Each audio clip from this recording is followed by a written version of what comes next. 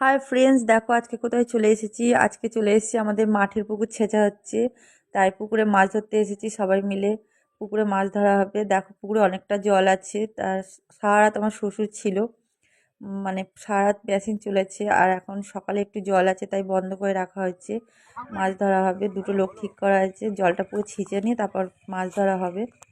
Finally পুকুর ছেঁচা হয়ে গেছে আর সবাই মিলে মাছ ধরতে নেমে গেছে। দেখো সব ছেলেরা মাছ ধরতে নেমে গেছে, আর আমরা তো অত ফাঁকের মধ্যে নামতে পারবো না, তাই আমি নামিনি। আর আমার শ্বশুর মানে মাছ চাবি রাখার জন্য একটা হাঁড়িতে মাগুর মাছ আর দুটো জিওল গর্ত কেটেছে। এই গর্তের মধ্যে একটা থাকবে কই মাছ আর একটা থাকবে ল্যাঠা শোল মাছ চাবি রাখা হবে, যাতে বাজারে গিয়ে বিক্রি করতে পারে। নাহলে এমনি রাখলে মাছগুলো তো মরে যাবে, তাই এই গর্তগুলো কাটা হয়েছে চাবি রাখার জন্য। দেখো ফাইনালি মাছ ধরে নিয়ে চলে এসেছে, মাছগুলোকে ধুয়ে দিয়েছে। দেখো মাছগুলো দেখতে কত ভালো লাগছে। আর অনেক মাছ, এর মধ্যে সব রকম মাছ আছে, কই মাছ আছে, ল্যাঠা মাছ আছে, শোল মাছ আছে, মাগুর মাছ আছে, আর তেলে কাঁকড়া, যেটা বলে তেলে কাঁকড়া,